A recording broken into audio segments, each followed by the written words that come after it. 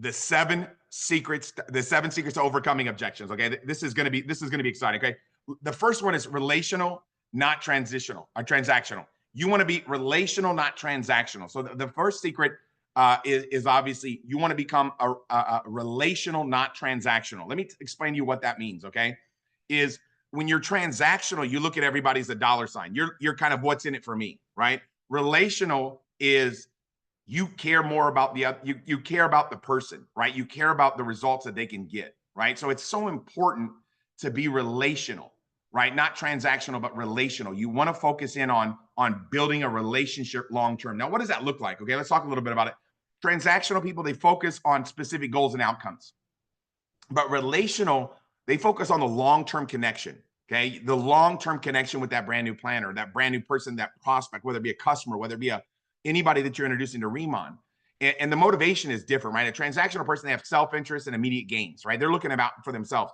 But relational people, it's about mutual benefit. It's about connection. Okay, it's about connection. And then the transactional person is short-term, task-oriented, but a relational person is long-term and emotionally invested, right? Transactional people, they're superficial. Relational leaders are deep, right? An example of a transactional person would be a quick business deal, but a relational is more about a close friendship. I always try to explain to people, you're not recruiting people into Remon. What you're doing is you're building, and I'm not trying to recruit people. I'm trying to make new friends, right? That's really what I'm focusing in on doing, right? So I love the example that everybody, I'm sure, probably has heard of the book, 7 Habits of Highly Effective People by Stephen R. Covey. And the fourth habit, he talks about win-win agreements, right? And the 5 keys to creating a win-win agreement is mutual benefit. Win-win agreements, they focus on a solution that benefits everybody involved, not just one party. You want to create win-win scenarios. You want to create win-win situations, okay? And another thing is cooperation, right? The mindset of collaboration and working together to achieve shared goals. We want to develop people, right? We want to not just get people started. You're not looking to sign up a brand new planner. You're not looking to get a customer, right? I'm trying to wow somebody. I'm trying to blow them away. When I get a brand new planner, I want them to be like, man, I cannot believe the support that I get. When I get a brand new customer, I can't believe how much support that you give me, right? I don't try to acquire customers. I try to amaze them, right, with my service, okay? And obviously another one is obviously abundance mentality, and that's based on the belief that there's enough for everybody. And one person's success doesn't come at the expense of others, right? Your success in our business is going to be dependent on your ability to be able to help other people become successful. Whether that's, trying out the products and having success with our products, or trying out, obviously, building the business and having success. It's not about just getting people involved for your benefit. It's about getting them involved for their benefit, right? What they stand to gain by doing that, okay? And then obviously number 4 is a high courage and consideration. Win-win requires both standing up for your own needs and considerations and the needs of others, right? So what I take from that in Stephen Covey's book is that you're not somebody's doormat, right? You're not going to let people walk all over you, right? You're there to serve people and to help people. But a servant mentality and a servant heart doesn't mean that I'm going to sacrifice, right? I'm not sacrificing, I'm serving, right? I'm investing in one person, investing in another. That's one of the highest investments that is available. Then obviously building trust, right? Win-win agreements foster strong, more trusting relationships. We want to develop win-win agreements, win-win relationships. You want to make sure when somebody gets started that you're taking care of them, right? That you're helping them get on the calls, helping them become successful, that you're not just getting somebody started and then saying, hey, I always look at it like parenting. Parenting to me is one of the greatest leadership lessons of all time, right? When you have a kid, it's not like, you're just like, all right, let's see what happens here, right? And you don't feed them, right? You're feeding them. And at the beginning, you're doing a lot of work, right? A lot of work, right? My daughter's about to have a baby any day, and woo, that's a lot of work that she's going to be, getting the opportunity to be able to do. And so whenever they're brand new, that's what happens with babies. And as they grow a little bit older, obviously, they start to develop, right? They start using the bathroom on themselves. That's one of the biggest, most exciting moments, obviously, as a parent, right? Is that, okay? So here's a little bit about transactional relationships, right? Is this, you always want to, touch a heart before you ask for a hand, right? So to help someone get what they're looking for first, find out what they're looking for. So if my goal and my responsibility is to help somebody get what they're looking for. Okay, it's very simple. If I'm going to get a brand new person started, my goal is to help them find what they're looking for. How can I help somebody find what they're looking for? Well, the first step in doing that is what? find out what they're looking for, right? I got to find out what it is that they want. Number two is discover their why, right? It's not just the why, but it's why they want the what they want. It's not just it's not just what they want. It's why they want the what they want. It's the emotional connection. It's the emotional connection to what they want. Okay. And then obviously become the master of form, family, occupation, recreation, and money, right? Asking questions. We'll talk a lot about that obviously here today. And we're not recruiting, we're making friends. I alluded to that earlier. We're not recruiting, we're making friends, right? We're building relationships. Care more about the other person than the transaction. It's all about focusing on them. And then obviously, you want to talk about the destination, not the vehicle, okay? Or the route to take. Like, let me give you an example, right?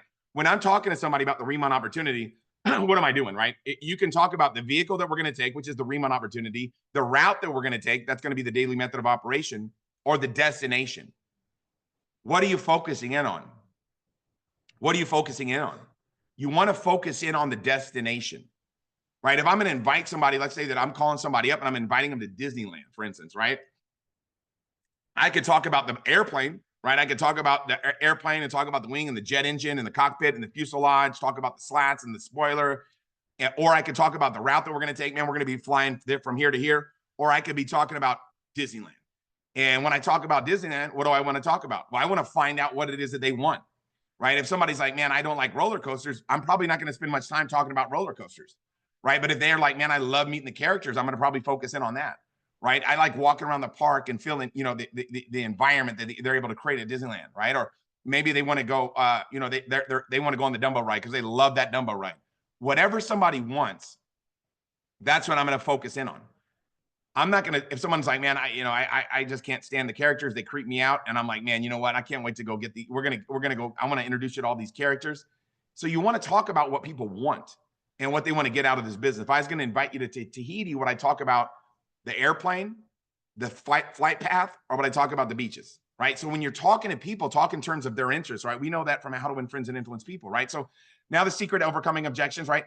Everyone communicates, few people connect. Okay. This is number 2. Okay. So this is from a book John C. Maxwell wrote. It's an amazing book. And I'm going to give you a couple of highlights from that. Okay. Connecting with others begins with understanding the value of people. Okay. If you value people, you're going to spend more time doing what?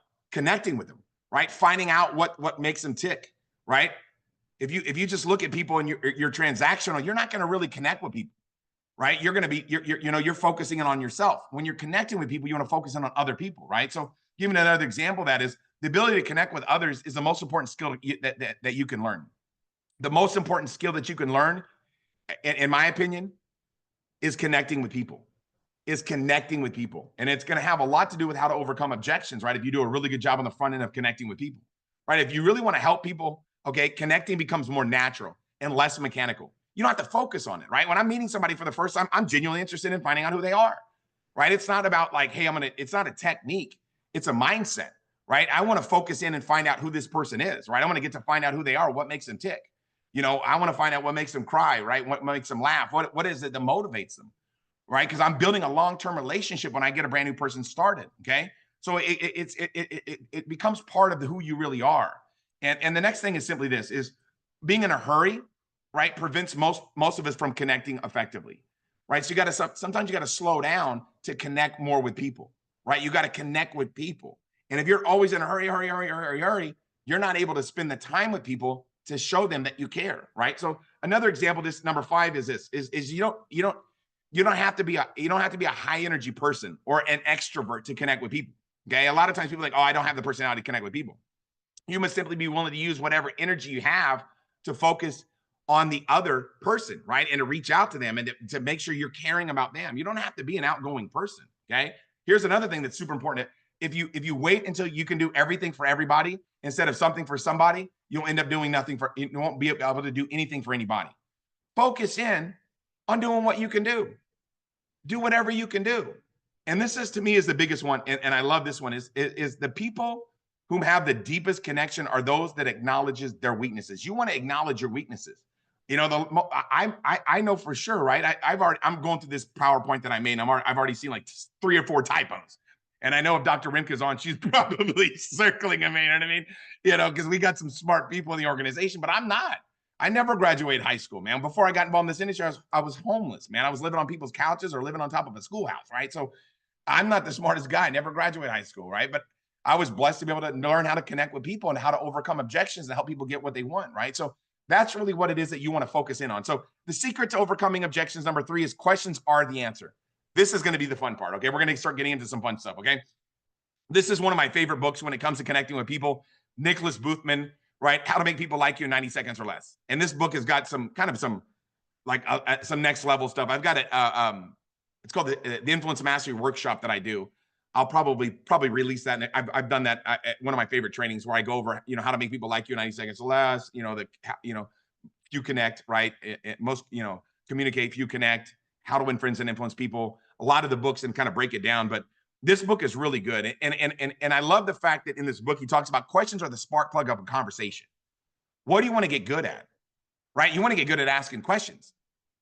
You want to ask questions because that's going to help you find out about the person, right? You're trying to find out what it is that they're looking for. You want to find out why they would want to do Remon. You want to find out what is it that they need to focus in more time on, right? And we'll talk about that in objections, but have 2 ears and 1 mouth. We have 2 ears and 1 mouth for a reason. I talk to the kids I coach all the time about that. We have 2 ears and 1 mouth for a reason. Listen twice as much as you talk, right? So you want to answer a question with a question to let people know that you're listening. Like, give an example. Someone says, what does Remon mean? And you're like, oh, rebirth. Okay, that's weak sauce, right? That's weak. And someone says, what does Remon mean? You're like, what does Remon mean? Yeah. Now you're letting them know that you're listening, right? Whenever somebody says, where's the how long has the water been trapped in that volcano? You're like, oh, it's been there for 400,000 years. Weak. That's weak sauce, right? Instead, you want to say, how long has the water been trapped inside the volcano, the one on Jeju Island? Yes. Oh, okay. That's been there. So when you answer a question with a question, you're not doing it to avoid the answer. You're doing that to let the people know that you're listening, right? If you're like, hey, where are you from? And they're like, oh, I'm from blah, blah, blah. And you're like, how long you live there? That's weak sauce, man. That's weak. What do you want to do? Where do you live? Oh my God, you live in so-and-so? How long have you lived there? Oh, you lived there for 6 years? Wow. How do you like it? You go, when you ask people questions and they give you a response, repeat the question, ask them a question back to let them know that you're listening. Okay. So answer questions with a question, right? Open door questions, encourage people to share more. Okay. What, when, where, why, how. When you ask questions of people, you want them to be open door questions, not closed door questions. What's the difference? A closed door question is, can you, have you, do you? Those are like yes or no questions, right? An open door question is, if I say, hey, did you learn? If I tell my kids, hey, did you learn anything in school today? No. Okay. But if I say, what did you learn today in school? Different. I'm going to get a different response. When you start with what, when, where, why, how, you get people thinking a little bit. Do you see why you want to do this? Why do you want to use open door questions, right? Why do you want to use open door questions? Because it stimulates thought pattern. It gets people to think a little bit more, right? So closed door questions limit responses, yes or no questions, right? You want to get into what people are saying. This is huge, right? Get into what people are saying. It's called spoken and physical feedback. When somebody speaks, and whenever you're listening to somebody, you want to be nodding your head, listening, and really getting into what they're saying. Okay? You don't want to just stand there and mad dog them. You know what I mean? You want to be like getting into it, right? Smiling and nodding and shrugging your shoulders out. Get into what people are saying with physical feedback. Another one is obviously what? Spoken feedback. Oh my God. Seriously. I love that. That's amazing, right? Oh my God. So when you give spoken feedback, it gets people to want to talk to you more. Okay. And you want to stop talking and start asking. Stop talking and what? Start asking. Because when you ask, you're building a bridge. That's what questions do. Let's talk a little bit more about this, okay? There's a book by Deborah Fine. This is a great one too, because it gives you icebreakers. I think if you can master icebreakers using form, it's such a great way to be able to talk to people, right? And that's, I meet people all the time like, well, I don't like talking to people, Tim. Well, you might want to change that, right? Why would you want to change? Why would you want to start talking to people? Because communications is everything, man, right? Connecting with people is everything, okay? Finding common ground. That's what communication comes from, the Latin word communis, which means to common ground. So when you're communicating, you're trying to find common ground. You want to connect with people.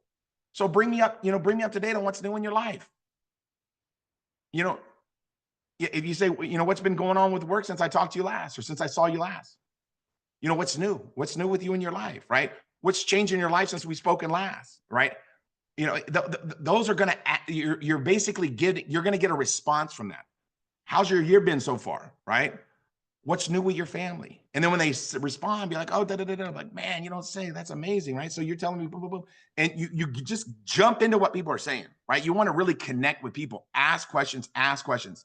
I can tell you right now, when you get really good at asking questions, I'll sit down with somebody sometimes for an hour, and I'm doing a presentation or whatever, and I won't even present. I'll just ask questions and let them talk and listen and get into what they're saying.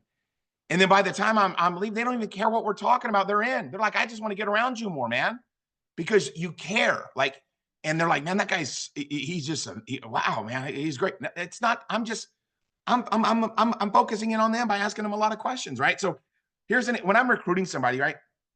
If I see somebody working, right, or if you know, or if you know where somebody works, it's super simple. But if I'm talking to somebody and I'm like, hey, man, how, dude, so say I'm talking to a waiter, I'm like, you're blowing me away with your service, man.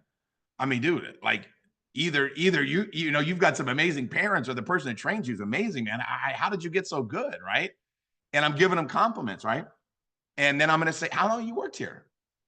And they're like, I don't know, 7 months. Oh man, you've been here for 7 months. Wow, man. I mean, you're doing a great job. What's your favorite thing about working here? Oh man, I like the tips. Oh yeah, you're the kind of guy that likes to make big money, huh? Yeah. I go, if you could change one thing about working here, right? What's your least favorite thing about it? Oh man, my manager's a jerk. Oh, wow. So you don't like working with negative people. You like to be around positive people and you like making money. Am I right? Yeah. Heck yeah. I said, look, if I could show you a way for you to be able to make more money than what you're making now and work with way more positive people, would you be interested? Done. It's done. Right. So sometimes when you do this, it doesn't work out. Like, give an example. If I'm talking to somebody, I'm like, you know, let's say they're an engineer, right? I'm talking to somebody, oh, you're an engineer, right? What's your favorite thing about being an engineer? Oh man, I like, taking things apart and putting them back together. We don't really have that. You guys follow what I'm saying? So I'm going to say like, so you're the type of person you like deep. You're the type of person you like to learn new things and really understand how things work, right? Okay. So sometimes when they give you an answer, right, you've got to try to dig a little bit deeper to kind of find something that we have that you can say, if I could get more of this. Because if I tell somebody, like, yeah, man, I like playing sports. I'm like, what do you like? Oh, I just like dunking on people. Oh man, okay, cool. So you like dunking on people. Well, if I can show you a way to dunk on people more, like we don't have that. You guys get what I'm saying? So when you're talking to people, you're trying to find out, you dig a little bit more, dig a little bit more. Like I master this so much is I just talk to people and find what do you like best about working? So I'm talking to somebody and I already know where they're working, man. You still working over at so-and-so, man? What's going on over there, man? What's your how's it been? Oh man, just going, da, da, da, da, da. Man, you don't say. That's amazing, right? And you're getting into what they're saying, right? What's your favorite thing about them, man? You've been there for a while. What's your favorite thing about it? Oh, you like da da da da da, huh? Oh yeah. And then what's your least favorite, man? You could change one thing. Like, what's your least favorite thing about it? I don't like this. If I could show you, so you don't like that. So if I can show you a way to get more of what you like and avoid what you dislike, would you be interested? Yeah. So you're trying to find something that would connect with people, and you'll just get good at this by doing it, right? So ask questions, right? Now, secret to overcoming objections number 4, you want to welcome objections. This is going to be good. Okay. I want you guys to really get into this. Okay. There's a book by Jed Blunt that's really good about objections, but the 6 reminders about objections. Objections are buying signs. They're not rejection signs. Okay. There's a big distinction between the two, right? If somebody has a objection about something, and I'll go over the objections, right? But if somebody has an objection, what's that telling you? That tells you that they want to spend more time on it. Like, give an example. If let's say that you walked into an appliance store and you went over to a salesperson in an appliance store and you started giving them objections about the washing machine. You wouldn't be giving them objections about a washing machine unless you're interested in buying one. Would you? You understand what I'm saying? Like, you with me on this? So objections are buying signs. So you want to welcome objections. Objections are good, okay? Because they're going to tell you where you need to focus more time on. If somebody's like, I just don't have the time for this. What does that tell you? Like, what does that tell you? Let me tell you what it tells me, that they need more time in their life, right? You know what I mean? Are you going to, as we get older, do we get more responsibilities or less, right? We get more responsibilities. So if you don't have time now, you're not going to have time later. So I'm not going to say that to them, but I know that that's what I need to focus in on is, doing this business right along with what you're doing. If somebody tells me they're real busy, I'm in my presentation, what I'm going to talk about, right? I'm going to talk about, the work that you need to be successful in Remon. You've already done it. You've already done all the work. You've already built the relationship with the people that that have skin, right? You've already built the relationship with the people that that want to have a better quality of life. So you've already done the work. Now all you got to do is what, right? extend an invitation for people to participate in a better quality skincare, extend an invitation for people to participate in a better quality of life by joining our business, right? So I'm looking for objections because objections tell me where I need to spend more time. So when someone's like, man, you know what, I'm too busy, I'm not going to be like, okay. Like, it's like, that would be like very terrible, right? Because I know that if they don't have time now, I need to help them get time back in their life, right? Somebody has a lot of money. If somebody doesn't have a lot of money, that means that they want to make more what? Money. So usually people's objection is what they're looking for, okay? So you want to look at them as buying signs, okay? Because that's what you need to spend more time in getting clarification on, right? Objections are a natural part, a process in the decision-making process, right? So they're a natural process in the decision-making process and gives us knowledge where we need to spend more time. So you're looking for objections, okay? You want objections. An objection is simply a sign that the person is seriously interested. If they're interested, they're going to give you an objection, right? They're going to give you an objection. Okay, it's super simple to understand. Okay, the most objections are misunderstandings that need to be addressed or questions that need to be answered. So when someone has an objection, all you got to do is clarify it, right? You got to clarify that objection because all that objection tells you is you need to be doing. Now, if you do, let's say I do 5 presentations, right? And I get the exact same objection. What does that tell me that I've not done a very adequate job in when I presented the information? I didn't remove that objection in my presentation, right? The whole time that you're doing it, when I do a presentation, I'm designing a presentation to remove any objection that people might have, okay? So whenever we get to the end, they're ready to get started, right? So it's kind of common sense. That's why we do presentations and present the information to people, is to help them understand that what the objection is. There are no new objections. That's the thing that I want you to realize. There's no new objections. It's not like someone's going to be like, hey, what about this? Like, there's no new objections. Every objection's already been there. Okay. Repeat the objection, jump on their side and become assistant buyer. Right. So I always, so if someone has an objection, boom, I'm going to repeat the objection. They're going to say yes. And I'm going to jump on their side and I'm going to become an assistant buyer. And I'm help navigate them through that and help them understand that that really is not really the case. Okay. So now before we get into the objections part of it, which is secret number 6, I really want to spend some time on cushions because to me, cushions are the most important process in overcoming an objection, okay? Because you're not trying to get into arguments, okay? I've seen people like literally argue with people and it's like grosses me out. I'm like, dude, what are you doing, right? So let's talk a little bit about what a cushion is, okay? And I'm going to talk about that in a second. But first, we have to understand the difference between sympathy and empathy, okay? This is from Zig Ziglar's book, The Secret of Closing a Sale. And I hate using the word closing a sale because it sounds transactional, but I mean, that's just what he called his book. Okay. So the reality is that sympathy means that you feel like the other person. Okay. Empathy means you understand how the person feels, though you don't feel the same way. Okay.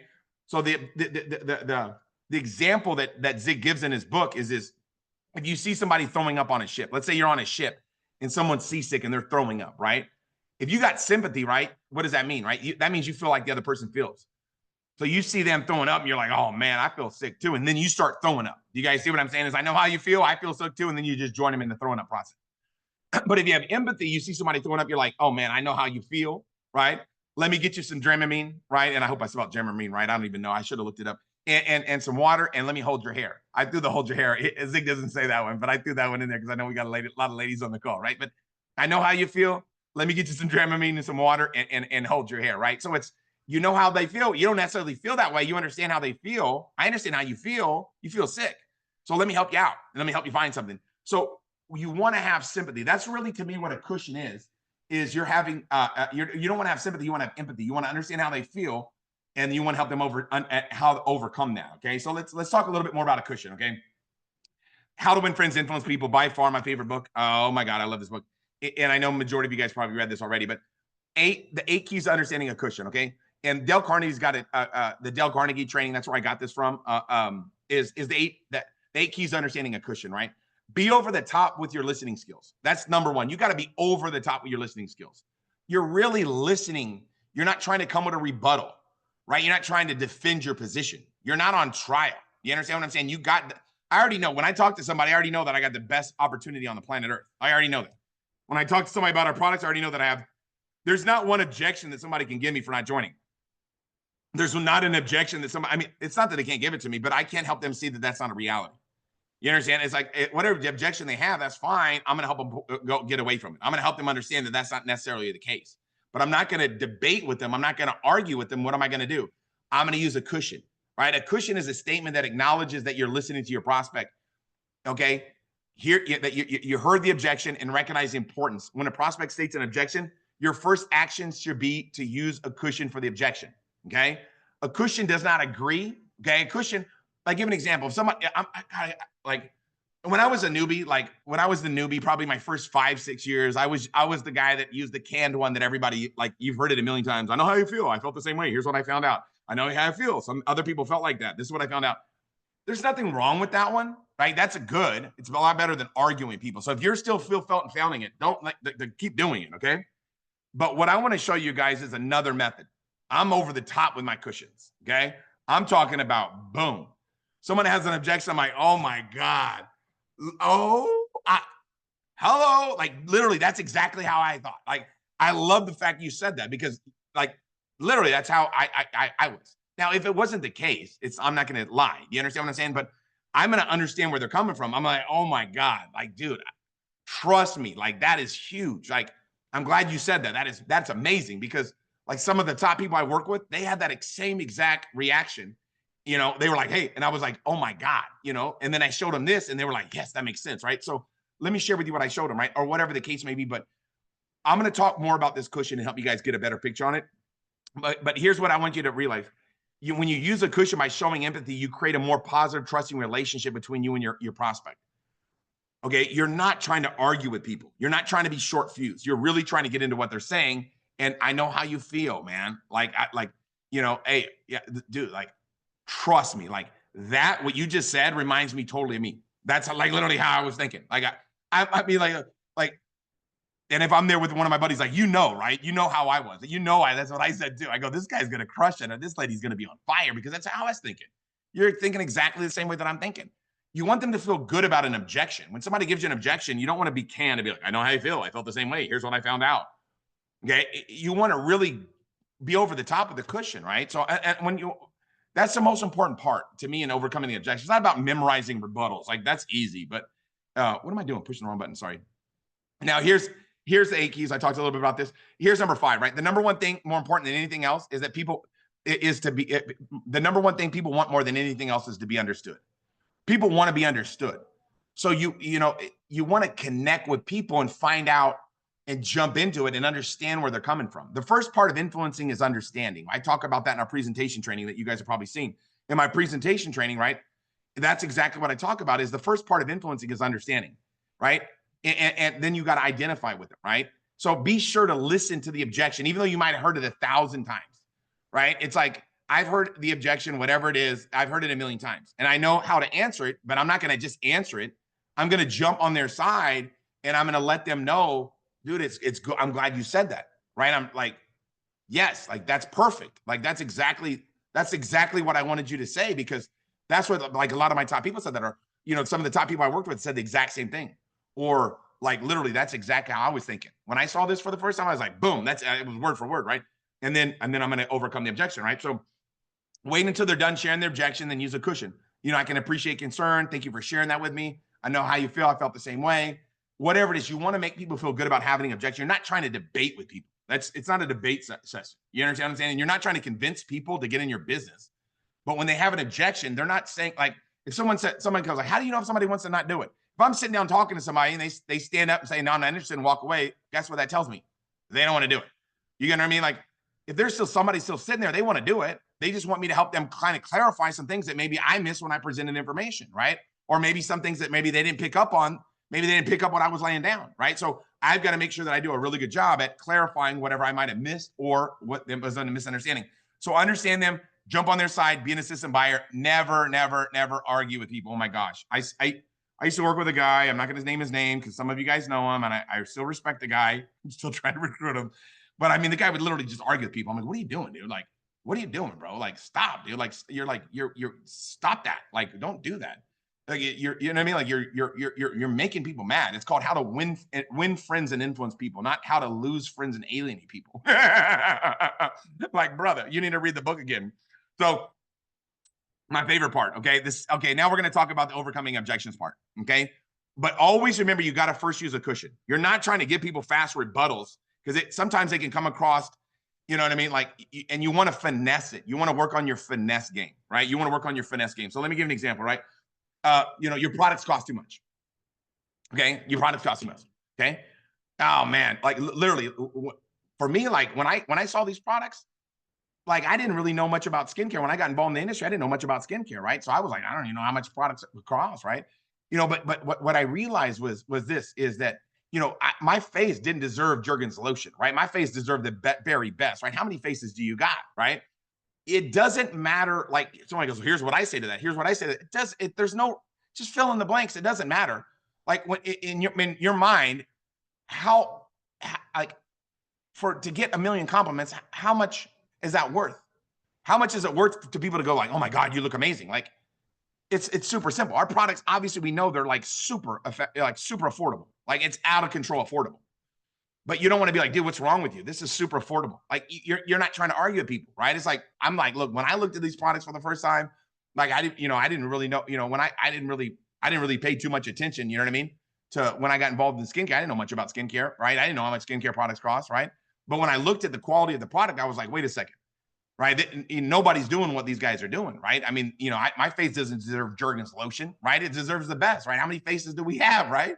I mean, let's think about it. What do you want to put on your face? You want to put the very best? Boom, and then bam, get them in as a customer. I'm happy with my current skincare. I'm happy with my current skincare, and I'm not going to be like, all right, bye, right? It's like you're happy with what you got because you haven't tried what I got, right? That's what I'm thinking in my mind. Okay. I was happy with it. I was selling skincare before I tried Remon. I was sold $1 billion of the stuff I sold. I liked it. I thought it was good. Right. So I'm gonna be like, man, like, dude, when I looked at Remon, I was happy with what I had. Right. I liked it so much I sold $1 billion worth of it, man. And I go, but look at you. I mean, your skin looks amazing, right? However, when you try our products, okay, you're not going to want to ever put anything else on your face. And the bottom line is this, man, we have a 30-day money back guarantee, right? You got nothing to lose except for a few wrinkles, right? You don't have even that many to lose, but we're going to get rid of them anyways, man. Let's get you dialed in. And you're becoming an assistant buyer. You're not trying to argue with somebody, right? You're not trying to argue with somebody. Here's one that somebody told me. I just bought some other products.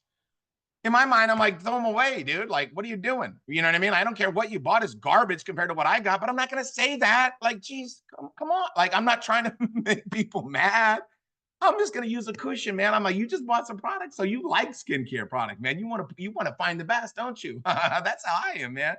But look, as soon as you start using our products, man, you're going to wish you would have found our products 5 years ago. You're going to wish you found our products 10 years ago, man. We have a money back guarantee, man. If you aren't satisfied, guess what? We'll give you money back and you can use those products that you have right now that you just bought. But I'm telling you, trust me when I tell you, man, you're never going to want to put anything else on your face. This stuff is going to, I mean, literally, you're going to be look at the before and afters, boom, boom, boom. It's all about raising your confidence. I give an example. One is like, I'm a guy. Why would I do this? Like, I'm not like, what do you mean you're a dude? And why should you do this? I'm not going to be like, bro, are you stupid? Like, I'm not going to say like, hey, did you climb a stupid tree and fall down and hit every stupid branch on the way down? I'm not trying to argue with people. Do you guys get what I'm saying? In my mind, that's what I'm thinking. This guy's an idiot. But what am I going to say, man? Hey, look, dude, I didn't know nothing about skincare, bro. I used to use a bar of soap on my head, da, da, da, da, da. And if you're into skincare, you can't say that, but you can say, man, the guy that I work with, right? One of my business partners, this dude literally, he was putting bars of soap on his head. And that was it. Like, he had never used a skincare product in his life. And he was like, why would I get involved in skincare? Then when he found out that 9 of the 10 largest cosmetic companies were all started by men. And hey, those people didn't regret it, did they? Right? I mean, let's go. Let's get you in so we can start making just serious money. I used to work at a go-kart track, man. I didn't love go-karts. How many people are out there that are doing something they don't really love, but they do it for money? Let's get you making some serious money. Your family deserves it, man. Let's go. Let's get you in. I'm not going to let someone say I'm a dude. So why would I get involved in the beauty business? Like, why would you get involved in anything? Right? I mean, dude, if you're in business, you want to make money. Like, skincare is a cash cow, bro. Like, I can explain that to people in a heartbeat, obviously, but some of you that are ladies, it might be harder for you because you're like, yeah, how would I come across that? Use me, use my story. You know what I mean? Like, dude, I never even put a skincare product on my face, right? But 9 out of 10 companies are owned by, the only one is Estee Lauder, and her and her husband started that company together. Out of the other 9 companies were all started by men. Why? Because they understand if you want to make money, you want to sell to ladies. Women are the best consumers on the planet. If you're a lady, you know what I'm talking about, right? Here's what I'm gonna tell you, right? This is another good one, right? I need to think about it. Like in my mind, I'm like, bro, thinking about it has you where you are today. You're broke. You need to stop thinking unless somebody this thing can take over, right? But I'm not gonna say that. You understand what I'm saying? I'm not gonna say something like that to somebody. You understand what I'm saying? I'm gonna be like, man, look, I'm the type of person too. Like I like to measure twice and cut once, man. I'm just like you. You know what I mean? I don't just jump into anything, right? But let me ask you a question, right? What is it that you're kind of interested that you think you need to think about? And wait for the response. And then whatever the response is, address that concern. You know what I mean? Like I'm not, if you would have met Tim Herr when he was 20, and I know some of you guys probably met me around that time. There's probably a few people that are on this call that have met me around that time. You know that Tim Herr that you see now is not the 20-year-old Tim Herr. Like I was like relentless. But I'm really focusing in on finesse right now. You understand? Like you want to finesse people, make people feel good about getting started, right? You're not trying to get a customer, make it a transaction. You're trying to build a long-term relationship, right? So, look, I'm not good at sales, right? I don't know anything about skincare, whatever it might be, right? To me, it's like, obviously I could be like, you ever had a boyfriend or girlfriend? Are you married? Then you're in sales, right? Have you ever, you know what I mean? You ever talk yourself out of a whooping when you're a kid? Then you're in sales. Like I could say that, but that's confrontational, right? So when I just jump on their side and said, look, man, before I got started in this industry, the only thing I'd ever done was push go-karts. I didn't know nothing about this type of business. So I literally was like you. I thought just like how you think. There's my cushion, right? But then my brother-in-law who introduced me, he's like, what, are you right-handed or left-handed? I said, I'm right-handed. He goes, Tim, do you write with your left? Do you write with your left hand? I said, not at all. He goes, Tim, if I paid you $100,000 a week, would you learn to write with your left hand? I said, for $100,000 a week, man, I'll write with my feet. I mean, I'm writing with my feet for 100 grand. So if the money's right, we'll learn how to do it, man. We got a system that will teach you how to do it, man. Let's get you started so we can start making you some serious money. They're buying your confidence, right? They're buying your confidence. Like we know that, like we're not selling nothing. You're finding some skin and slapping some product on it. You know what I mean? Like anybody can do this, right? It's super simple. Okay. So here's another one: is it sounds too good to be true, right? You might hear that. Oh, it sounds too good to be true, guys. You know what I mean? Like I know that. What does their life look like? You know what I mean? Like, too bad to be true. Like, but I'm not going to say something like that. You know what I mean? Like, I could see where someone would think it's too good to be true because I like my life is too good to be true. I shouldn't be making this type of money. I'm the dumbest person on this call. Never graduated high school, right? I don't know. But guess what I do know? I know that I put in the effort. I know that these products are amazing, but they're not going to sprout arms and legs and walk over and talk to people, right? So, but I'm going to say like, man, you think this is too good to be true? And they're like, yeah. I said, well, look, man, I can totally understand where you're coming from, man. I've had people say that to me too before, but it's kind of like this, man. Isn't that what we dream of? Isn't that what we dream of, right? Obviously successful people have the ability to recognize opportunities while average people can't recognize them. Well, you want to be successful? Then let's get you started. It's like, what are we looking for? Too bad to be true? Like, come on. Like, it's silly. It's ridiculous, right? Here's another one. I've seen this kind of thing before. Okay. You've seen something like this, right? Yeah, me too, man. Before I got involved in this industry, I saw one of these companies before. I actually signed up and I didn't even know what I was doing. I was buying nutrition from this company, right, called New Skin. When I was 16 years old, I signed up as a distributor to get a discount on the product. I was like, and they were like, you couldn't bring your buddies in this. Why would I do that? I didn't understand the business, right? So I'd seen something like this before I got involved in the industry when I was 17. I did it when I was 16, but I didn't even know what I was doing. So I totally understand where you're coming from. I was the same way. But the reality is like, look, man, I've seen a lottery ticket before too, right? But just because I've seen a lottery ticket means I'm not going to win, right? We got to take action if we want to be successful. Would you agree with that? Yeah. Well, let's get you started, man. Let's take some action. Let's blow this thing up. So you're not like, there's no objection that I'm afraid of. There's no like whatever objection. I'm unstoppable, right? I'm gonna give you a couple more, right? Is this a pyramid scam, right? Is this a pyramid scam? Like we know this ain't a pyramid scam, right? It's common sense tells us that, right? This is direct sales, network marketing, right? We talked about it last week in why Remon. This industry is huge, right?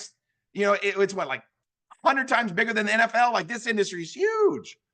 Well, guess what, right? People don't know that. And they don't even know what a pyramid is. So I'm going to ask them like, hey man, like I didn't know what this was too. I remember telling my brother-in-law, is this one of those triangle things? And he was like, a triangle thing? He's like, dude, what are you talking about? And I really didn't know. Like, Like, what is a pyramid? Like, explain it to me. Like, do you know? Or I didn't, 'cause I didn't really know. And then let them talk. They don't have a clue what they're saying. And then what you say is, man, wait for a response and be like, look, man, yeah, I didn't know what one was either, right? But obviously, Remon's the direct sales industry. You know Warren Buffett, right? He's one of the most well-known billionaires on the planet. He owns a direct sales company. We know that direct sales is a real industry. It's not a pyramid, right? So obviously, it's easy to see that this is legitimate, man. Let's get you started so we can start making you some serious money. So I'm not gonna. I don't have time, right? You might, oh man, I don't have time. Somebody says, what does that mean? What does that mean?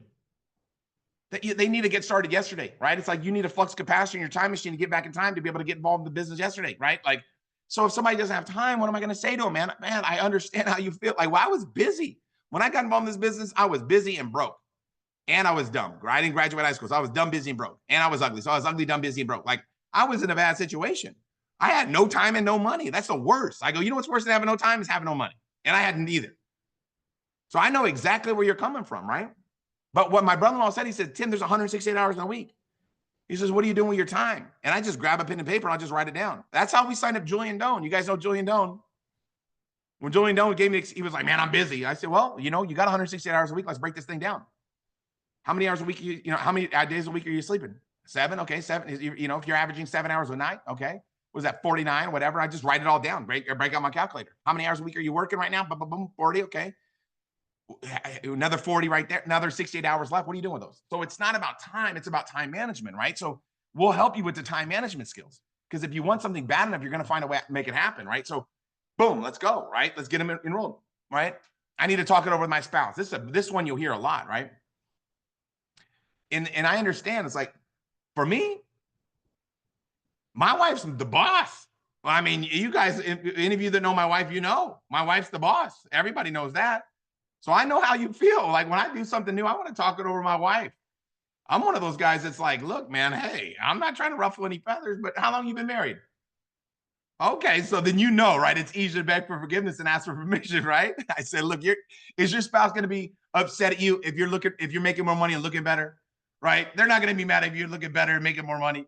Come on, man, let's get started now so we can start improving your life so we can get your spouse on board, right? They're going to be fired up. So I don't have many friends. Like, okay, well, how long you want to have that problem, right? You don't want to say that, okay? It's like this. If somebody's like, I don't have a lot of friends, it's like, man, I know how you feel, right? I didn't think I had a lot of buddies too. I didn't think I had a lot of buddies that'd be interested in doing this, is what I thought it was. But that's where I was at. So I was just like you, man. I know what you're saying. Like literally, that's how I thought. But then I realized I only needed to find a few good ones, right? If you had a wedding today, how many people would show up, right? If you had a funeral today, you hope at least 6, right? So, I mean, come on, man. We just need to find a few good ones, right? We'll help you do it. All right, let's get you started so we can start making it happen, right? So it's all about confidence. Everybody knows, like, an average person at age 18 knows 1,000 people on a first name basis. So they know people. It's just, but you can't be like, dude, you know people. Stop being like that. Like, Another one is I don't have the 671, right? If you're, obviously, if somebody's like, I don't have the 671. In my mind, I'm like, dude, like, you need to get started yesterday then, right? I mean, it's like when I got started in the industry, it was $1,295 to get started in that first company. This is in 1996. It was $1,295. So I was just like you, man. I didn't have the money. You know what I got for $1,295? Nothing. I got a training and an opportunity. I didn't even get any products. So, I mean, I know how you feel. I didn't have a lot of money when I got started in this business, right? So I was just like you, man. But then I thought about it, right? It's like, how many years have I been working, right? How many years have you been working?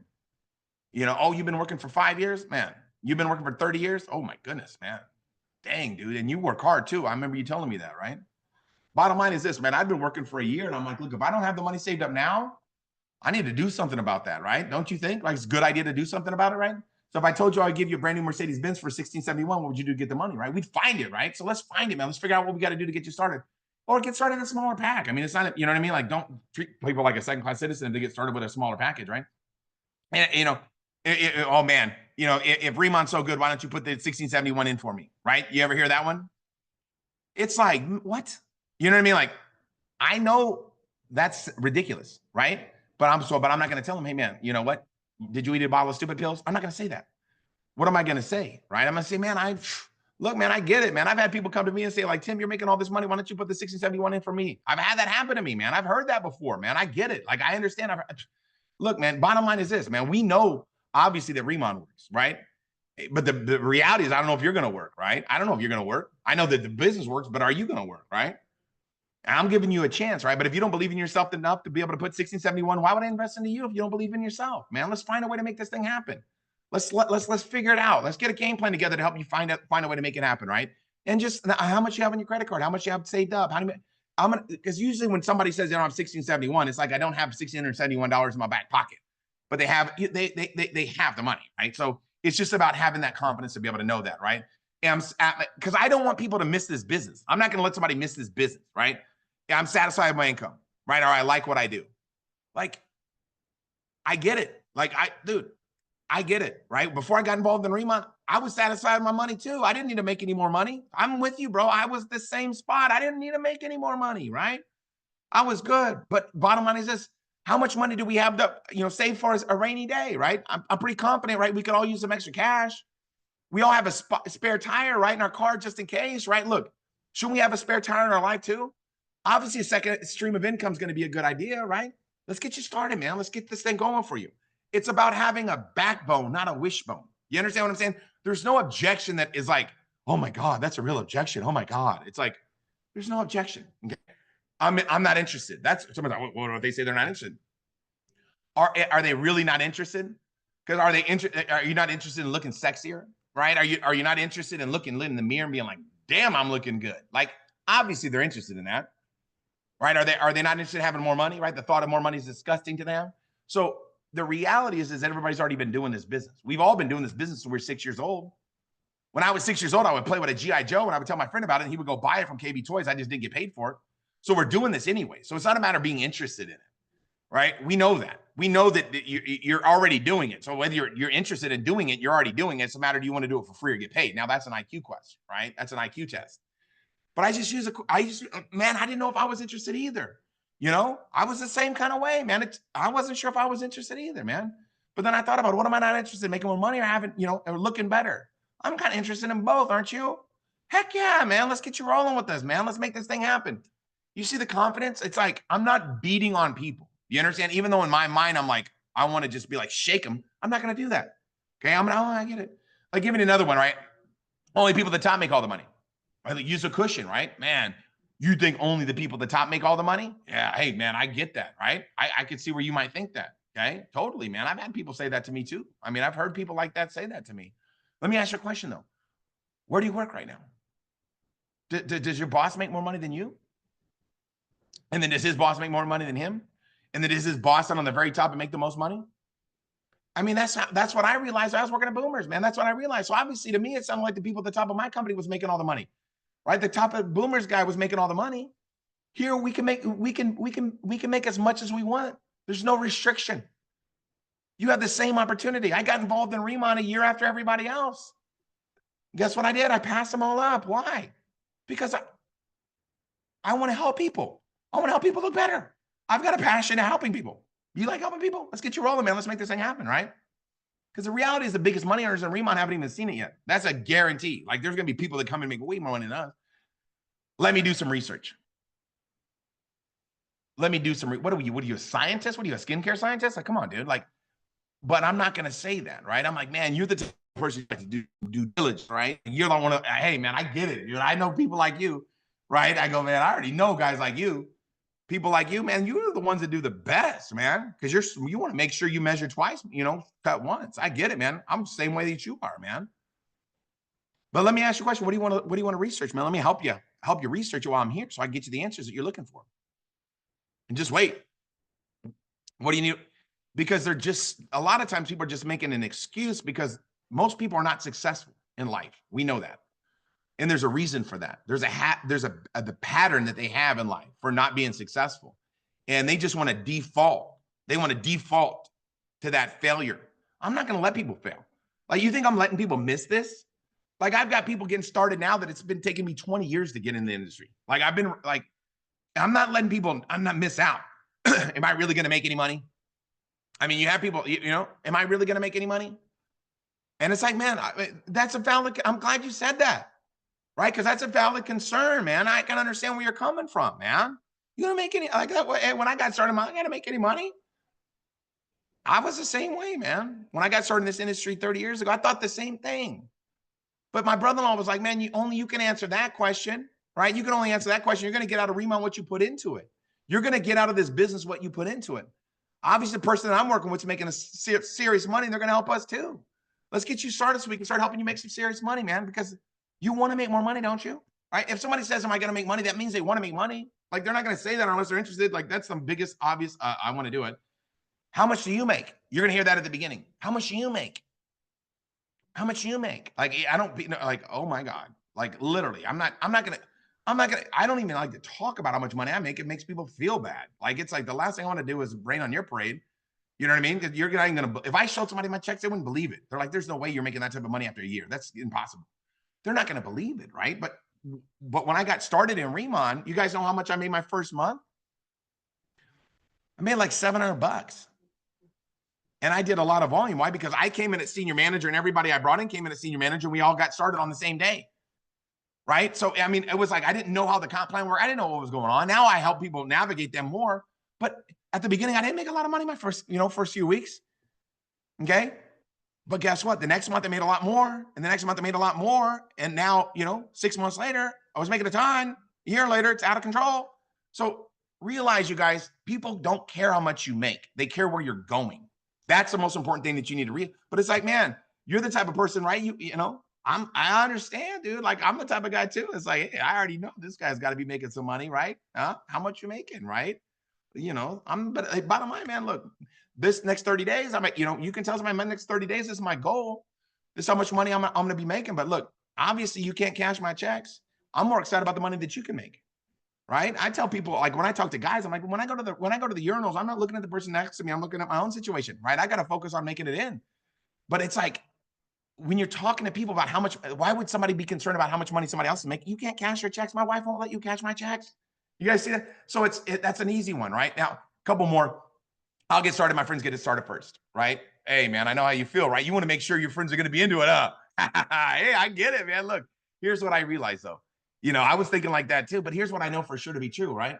If I, invite people over to my house, I'm like, hey, man, let's go swimming, and I'm scared to get in, they're probably not going to want to go swimming with me, right? And if I wait till my friends get started, they're going to get started before me, and I'm going to end up under them, right? I want to get started first so they can be on my team, not on theirs, right? We're looking for courageous people, and courageous people can make decisions. You're courageous, aren't you? Let's go. Let's get you started, right? MLM is saturated. I mean, that's the silliest thing in the world to say, but you'll have people say that. I mean, it's like, what? How many people are born every day? Like, there's at least 3 people born every day, right? We can find some people. But the reality is people will say silly things, man. It's like, look, man, you think everybody is already, look, man, you're like, hey, everybody knows about this already, right? Man, I get it, dude. I know how you feel, man. I can see how you could think like that. Look, obviously, right? There's over 350 million people in the United States, man. All we need is a handful of people, right? Let's go. I think we can find some people that haven't gotten started in Remon yet. Let's go. Let's get you in, right? So it's super simple. So the key is with overcoming objections. The cushion is the most important part. Make people feel okay with it. Now raise and transfer your belief. This is number 6. Okay, is raise and transfer your belief. This is number 7. If you love the products, okay, you fall in love with the products, right? And maybe you love some more than others, right? Somebody, I don't like that product. I like this. I like that. Whatever, man. Whatever, right? Whatever products that you love, transfer that emotion to other people. Get them to feel the same way. If I can get you to feel the same way that I feel about it, you're going to become what? You're going to become a new customer, right? If you love something and you transfer that emotion to somebody else, they're going to want to become a new customer. If you love I love the Remon opportunity. I transfer that emotion to the people, and guess what happens? Boom, I get new planners. I love working the Remon business. I love sharing this thing with people. I love talking to people about the Remon opportunity. I love it. I love working hard. And when you love what you're doing, you love sharing this business with people. You're like, I can't wait to find out who I'm going to meet today. It's like, to me, it's like every day I meet somebody, it's like opening up a Christmas gift. It's like, oh my God, right? Or a birthday gift, right? So you transfer that emotion of loving it, and you're going to motivate your team. Your team is going to take how do you get your team so motivated? Because I love what I do. I love doing it, right? Somebody goes, man, you're always just doing it. Yeah, why would I not? Like, why would I not share this with new people? Why would I not introduce this to new people all the time, right? All the time. We're always introducing people to this opportunity. So raise and transfer your emotion, right? Here's a little bit about this before we wrap this thing up. 6 reminders to raise your belief, right? People have been afraid not to join you if they know that you know where you're going. People will be afraid not to join you when they know that you know where you're going. Confidence is contagious, but guess what? So is lack of confidence. Okay. People don't care where you are. They care where you're going. Okay. You gotta look, it's not where you're at right now. Okay. It's about where you're going. Okay. It's not about when I got started, I knew that I would be where I'm at, but this isn't where I want to be. This is on the way to where I want to be, right? This is step one, or we haven't started yet, man. We haven't even got started yet in Rema, man. We haven't scratched we haven't made it in the day yet, baby. We're just getting started, right? Be a tour guide, not a travel agent. Taking people with you. Overcoming objections doesn't stop once people buy our products or they get started with our opportunity. You're always removing objections. If I get somebody started, I've got to remove the objection to get them into action. And how do I do that? It's the same method. It's the same. Hey, man, I get it. I know where you're coming from. Just like you. Here's what I know. Let's get to work. So it's always, you're always overcoming objections because you're taking somebody from point A to point B and you're navigating them through the landmines. Navigational skills is about overcoming objections, right? And confidence is like going after Moby Dick in a rowboat and taking the tartar sauce with you. That's confidence. Confidence is going after Moby Dick in a rowboat and taking the tartar sauce with you. Okay. So I want to end by talking about this person here, right here. And if you're an Australian, kick back. I don't need any of my Australians piping out. Okay. I know who that is. But do you know who this guy is? And I know some of you are like, oh, is that Robert Redford? That's not Robert Redford. Okay. I'm just playing. You're like, who the hell is Robert Redford? This is a dude by the name of Cliff Young. Okay. Now, who's Cliff Young? Let me tell you about Cliff Young. In 1983, Australia hosted an ultra marathon. It was like the beginning of the ultra marathon days. It was a 573.7 mile foot race from Sydney to Melbourne. Professionals from all over the world came out to participate in this, and a 61-year-old farmer named Cliff Young showed up too.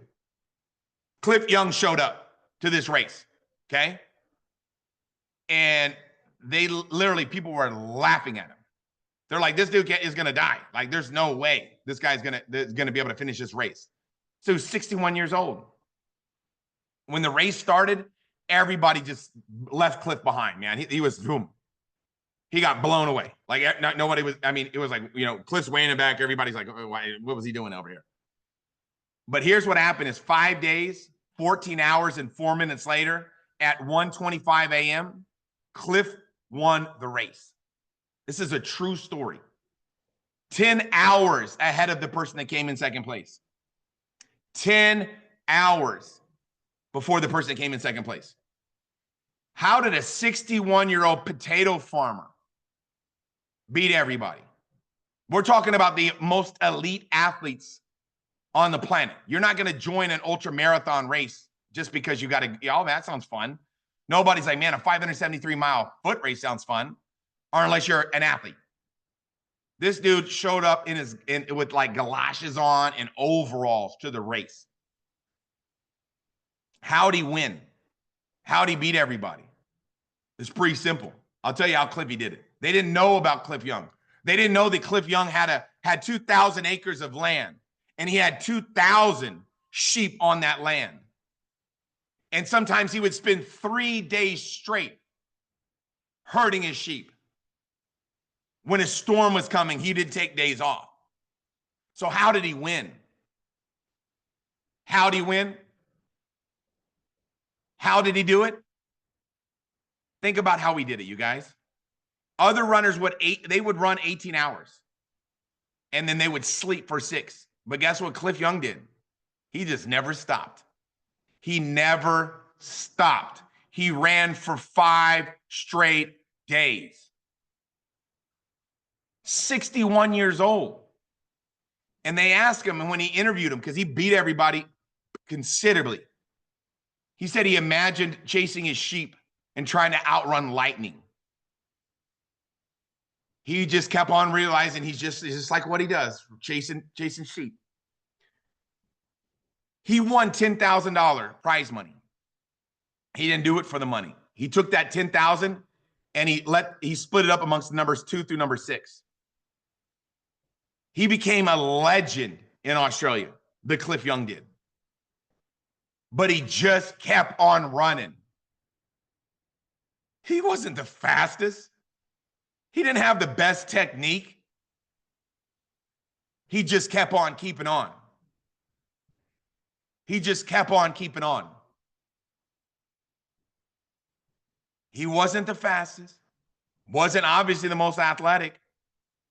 The difference was his mindset. He kept on keeping on. See, you got to keep on keeping on if you want to go to the top. Let's talk about call to action here. Have 5 guests on the Monday opportunity and Saturday opportunity. Spencer Iverson, if you have never seen this guy present before, you're missing out. Spencer and Jermaine are going to smash it. I mean, these guys are on fire right now. Jermaine and Spencer are on fire. Monday, we got Susan Manuello. Get 5 guests on Saturday, then bring 5 guests on Monday, man. You're going to have a ton of people on your team, right? Qualify for the Recruit 3500 promo. Get that money in your pocket right away. Do it now. Don't wait. Get everybody started. Get your tickets for the Roadmap Convention, and more importantly, get to rank advance before team leader, before June 1st for team leader, right? Before the new enhancements come. Make a commitment right now that you're going to step up. Friday, we're going to be talking about the 8 steps to a bulletproof mindset. I'm telling you right now, this next Friday's training is going to set everybody on fire. It's going to give everybody the insights of to think like a champion. It's going to be inspirational. It's going to be motivational. But I can tell you right now, it's going to get everybody focused on winning big. This is our time to make something happen special. This is our time to make something happen great. If not you, then who? If not you, then who? If not now, then when, right? This is our time to do something great. Friday, man, we got to get a lot of people starting to get them on that Friday training so we can help your team have a bulletproof mindset. This moment in time right now, it'll never be recreated again. I'm telling you guys right now, we are only in a handful of countries right now. Somebody asked me the other day, are you guys going to France? I said, they got wrinkles over there? If they got a wrinkle in France, you know we're going. I'm like, baby, we're going to France. We're going to knock a wrinkle off somebody's face all day long. I mean, it's going to be a bad day to be a wrinkle. This is the time, you guys. We are just getting started, man. This thing is going to grow like wildfire through a dry brush field. We got the new enhancements coming to the conversation. We got the new IT coming, man. This thing's going to, everything great is happening right now. But just because we're in the right place at the right time doesn't guarantee us financial success if we don't do something about it. How many people did you talk to today? How many people could you have talked to today? If you give it all that you got, like Clip Young every day, and I'm not telling you to go run for 5 days straight, but I'm telling you, man, just give it a little bit more and a little bit more and a little bit more and a little bit more. If you keep on keeping on, keep talking to people, keep talking to people, keep talking to people, keep talking to people, I'm telling you, it's going to happen for you. It's going to happen. You can't share a good idea long enough and then not fall on the right people. This is our time where we got to say, man, I'm going to make it happen. I'm going to get the job done. I'm going to step up, man. I'm going to get out of my comfort zone, Tim. I'm getting out of my comfort zone, man. I'm going to start talking to more people. I'm going to start sharing the opportunity with more people.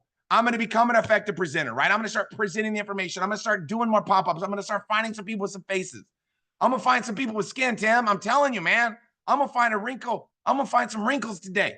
Boom, I'm going to knock some wrinkles off some faces. We have got to decide right now that this is our time. This is our chance. We can do it. We can make it happen. Let's make a commitment in our mind, make a commitment in our heart right now that we're going for it over the top, over, under, through. Let's make it happen. So I want to appreciate everybody's time. Thanks for joining us tonight. Let's make it happen. Let's go all out. Let's make it happen together. God bless each and every one of you guys. Thanks, everybody.